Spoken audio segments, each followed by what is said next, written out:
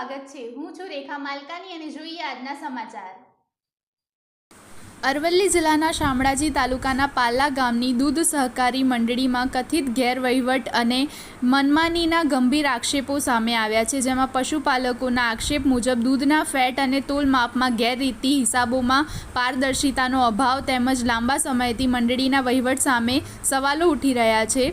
શામળાજીના પાલ્લા ગામના દૂધ મંડળી સેક્રેટરી આશરે 40 વર્ષથી અને ચેરમેન આશરે 15 વર્ષથી કાર્યરત હોવાની ચર્ચા વચ્ચે છેલ્લા 15 વર્ષથી ચૂંટણી અને સામાન્ય સભા યોજાઈ ન હોવાના આક્ષેપો પણ થઈ રહ્યા છે, જે મંડળીમાં આશરે 90 લાખ રૂપિયાની બચત હોવા છતાં વિકાસના કામો અને રકમના હિસાબ અંગે પણ પશુપાલકો દ્વારા સવાલો ઉઠાવવામાં આવ્યા છે।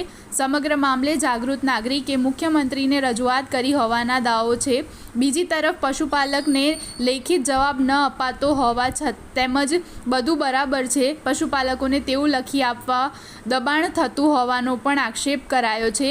હવે સવાલ એ છે કે પશુપાલકોના આક્ષેપોની નિષ્પક્ષ તપાસ થશે ખરી?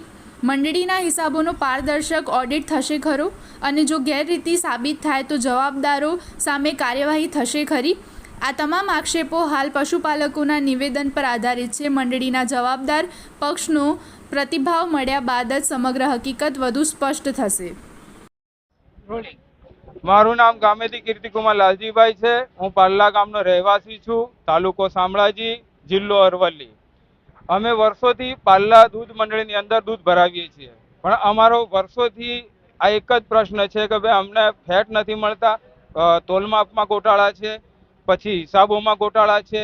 અમે ગઈ સાલ એની રજૂઆત બી કરી હતી, પણ અમારા અહીંયા કોઈ સાંભળવા તૈયાર નથી ચેરમેન સાહેબ સાંભળતા કે નથી જે કમિટી સભ્યો છે એ કમિટી સભ્યો સાંભળવા તૈયાર। એટલે અમે અમારા ચેરમેન શ્રી દૂધ મંડળીના ચેરમેન શ્રીથી લઈને મુખ્યમંત્રી શ્રી સુધી અમે અરજીઓ કરી છે અને મુખ્યમંત્રી સાહેબે તપાસ માટે ઓર્ડર બી કરી દીધો છે। તેમ છતાં અમારા જે અહીંયા જે સુપરવાઇઝર સાહેબ છે એ 11 તારીખે અહીંયા આવ્યા હતા અને કમિટી બી બેઠી હતી અને કમિટીની અંદર અમારે જે મારા 12 થી 13 મુદ્દાઓ છે એના ઉપર ચર્ચા થઈ। પછી મેં લેખિતમાં એમની જોડે જવાબો માંગ્યા, એટલે લેખિતમાં જવાબ આપવા ના પાડે છે।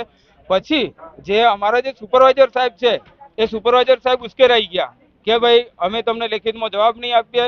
બીજું કે જે મારા 7, 8, 9 તારીખે મારા 6.5 ફેટ આવતા હતા, પછી હું ગયો શીત કેન્દ્રમાં ફેટ કઢાવવા માટે, તો ત્યાં એ લોકોએ મને ફેટ કાઢી નહીં આપ્યા। પછી એમપીઓ ઇન્ચાર્જ સાહેબ જોડે મેં વાત કરી, એટલે એમણે એવું કીધું કે ભાઈ તમારા સેક્રેટરી સાહેબનું તમે લેખિત લઈ આવો, તો હું લેખિત લેવા માટે આવ્યો। પછી સેક્રેટરી સાહેબે એવું કીધું કોને જોડે કોને માગ્યું લેખિત એમ, તો મેં કીધું એમપીઓ ઇન્ચાર્જ સાહેબે માગ્યું એમ। તો એમણે એમપીઓ ઇન્ચાર્જ સાહેબ જોડે વાત કરી, એટલે એમપીઓ ઇન્ચાર્જ સાહેબ છૂટી પડ્યા કે મેં આવું લખાણ માગ્યું નથી।